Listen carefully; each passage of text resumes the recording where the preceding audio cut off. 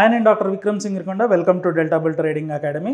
ఎప్పుడులాగే ఈ వీక్ కూడా మనం Nifty, bank Nifty, futures and options data analytics చూసి ఆ తర్వాత స్టాక్స్ పరంగా ఏవైనా డేటా మనకి నెక్స్ట్ వీక్ కోసం ఏవైనా ఛాన్సెస్ ఉన్నాయా, మార్కెట్లో మనం పార్టిసిపేట్ చేయడానికి ఏమైనా ఉన్నాయా అనేది చూద్దాము.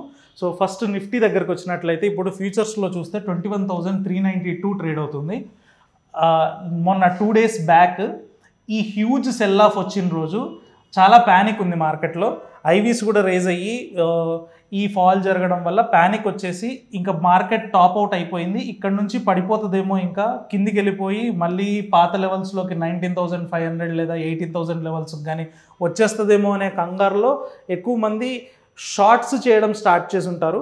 కాకపోతే ఏంటంటే మనం ఇంతకుముందు ఒక వీడియోలో మీకు చెప్పాను, సూపర్ ట్రెండ్ గురించి చెప్పున్న వీడియోలో చూసినట్లయితే మీకు కింద సూపర్ ట్రెండ్ దగ్గర రిజెక్ట్ అయిపోయింది కాబట్టి ఆ పాయింట్ నుంచి మళ్ళీ పైకి వెళ్ళడానికి అవకాశం ఉంటుంది అనేది టెక్నికల్గా చెప్పుకున్నాం కదా.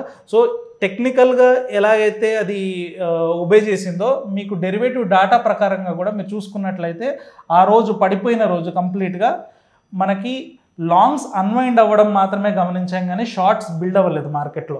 So retail traders shorts build చేసి ఉంటారు, కానీ యాక్చువల్గా ఫాల్కి కారణం ఏంటంటే ఇక్కడ నుంచి క్యారీ చేసిన వాళ్ళంతా లాంగ్స్ వాళ్ళు ప్రాఫిట్స్ బుక్ చేసుకోవడం వల్ల వచ్చిన ఫాల్ మాత్రమే. అందుకనే నెక్స్ట్ డే రోజు ఈ క్యాండిల్ ఉంది కదా, నెక్స్ట్ డే అంటే నిన్నటి క్యాండిల్ ఇది 21st రోజు వచ్చిన ర్యాలీ వచ్చేసి అది షార్ట్ కవరింగ్ వల్ల వచ్చింది.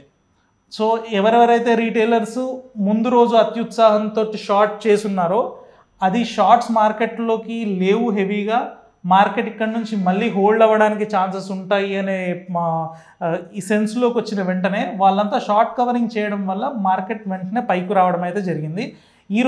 ఈరోజు చూసుకున్నట్లయితే మళ్ళీ మార్కెట్లో లాంగ్స్ బిల్డప్ అయితే మనం చూడొచ్చు. సో ఈరోజు జరిగిన యాక్టివిటీ కూడా మార్కెట్లో లాంగ్స్ గమనించవచ్చు మనం.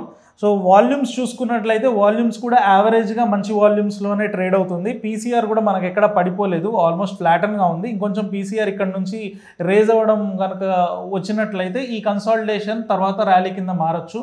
కానీ మనం ఇక్కడ అగ్రెసివ్గా వెళ్ళాల్సిన అవసరం లేదు. ఆల్మోస్ట్ ఒక పెద్ద ర్యాలీ తర్వాత ఒక హోల్డ్ కాబట్టి ఈ పాయింట్లో మనం బ్రేక్అవుట్ జరిగి కన్సిడరబుల్ లాంగ్స్ బిల్డ్ అయిన తర్వాత డైరెక్షనల్ ట్రేడ్ చేయడం మంచిది. ఒకవేళ ఈ టైంలో మనం ఏం ట్రేడ్ చేయొచ్చు అంటే స్ట్రాంగిల్స్ చేయొచ్చు. ఇప్పుడు 21,000 పుట్ ఆప్షన్ని అమ్మేయడము, 22,000 కాల్ ఆప్షన్ని అమ్మేయడము చేసి దాని మీద ప్రొటెక్షన్స్ కొనడము. అంటే 20,500 పుట్ ఆప్షన్ని అమ్మాం కదా, సో 20,000 పుట్ ఆప్షన్ని కొనడము. ఇక్కడ 22,000 కాల్ ఆప్షన్ని అమ్మేసి 21,500 కానీ 21,900 కానీ కాల్ ఆప్షన్స్ని కొనడము. అలాగా ఒక ప్రొటెక్షన్ తోటి స్ట్రాంగిల్స్ మనం వేసుకున్నట్లయితే కొంచెం లోవర్ రిటర్న్స్ వచ్చినా కూడా ఈ కన్సాలిడేషన్ టైంలో డైరెక్షనల్ బయాస్ని తీసుకోకుండా మళ్ళీ మంచి మూమెంట్ వచ్చే వరకు కూడా మార్కెట్లో పార్టిసిపేట్ చేసినట్టు ఉంటుంది. అండ్ చిన్న చిన్న ప్రాఫిట్స్ అక్యుములేట్ చేస్తూ మార్కెట్ మూమెంట్ని అబ్జర్వ్ చేసినట్టు ఉంటుంది. కాబట్టి ఈ పాయింట్లో అలాంటి స్ట్రాటజీస్ చేయడం మంచి రిజల్ట్ ఇవ్వడానికి అవకాశం ఉంటుంది. సో ఇది నిఫ్టీకి సంబంధించి. బ్యాంక్ నిఫ్టీ ఎలా ఉందనేది చూద్దాం ఒకసారి.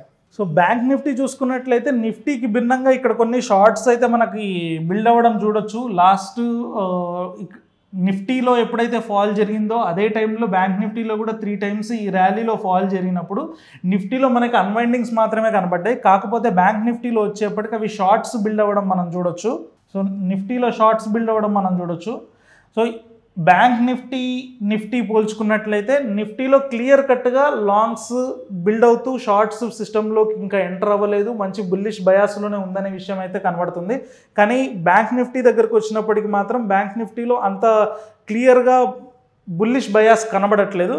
అండ్ ఇప్పుడు మనం క్లియర్గా చూసుకున్నట్లయితే 48,000 లెవెల్స్ దగ్గర, అంటే ఇప్పుడు ప్రస్తుతానికి మార్కెట్ ఉన్న లెవెల్స్ దగ్గరే హయ్యెస్ట్ కాల్ ఆప్షన్స్ అనేవి కనబడుతున్నాయి. సో ఈ పాయింట్ దగ్గర రెసిస్టెన్స్ హెవీగా ఉండడానికి అవకాశం ఉంటుంది. కాబట్టి ఇంతకుముందు నిఫ్టీలో మనం ఒక రేంజ్ అనుకున్నాం కదా, కింద ఒక లెవెల్ పైన ఒక లెవెల్ అనుకుని స్ట్రాంగిల్ ఎలాగైతే బిల్డ్ చేసామో ఇక్కడ స్ట్రాంగిల్ కన్నా మనకి ఏది ఎక్కువ ఫెచ్ అవుతుందంటే ఈ పాయింట్లో రెసిస్టెన్స్ ఎక్కువ కనబడుతుంది, షార్ట్స్ కనబడుతున్నాయి. కాబట్టి ఈ పాయింట్లో కాల్స్ని రైట్ చేసి ఒక 500 పాయింట్స్ ఎబో 48,000 ఉంది కదా, 48,500 లేదంటే 49,000 లెవెల్స్ దగ్గర కాల్స్ని సెల్ చేసి ఆ మీద 500 లెవెల్ పైన ఉన్న కాల్ని కొన్నారనుకోండి, అప్పుడు మనం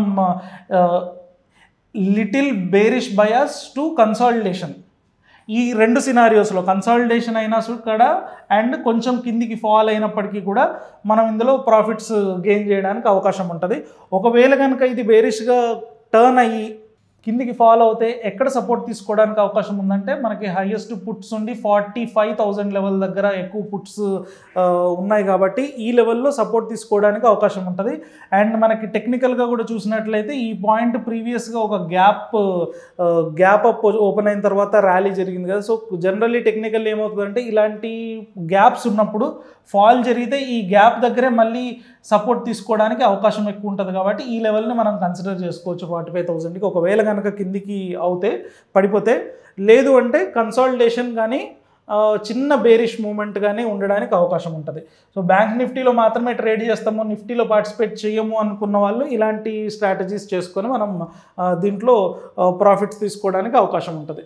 సో ఎవరికైనా ఆప్షన్స్ ఫ్యూచర్స్ మీద అవగాహన లేని వాళ్ళు, డాటాని రీడ్ చేయడం రాని వాళ్ళు పేపర్ ట్రేడ్స్ చేయండి అండ్ జస్ట్ అబ్జర్వ్ చేయండి తప్ప రియల్ మనీతోటి వెళ్ళొద్దు.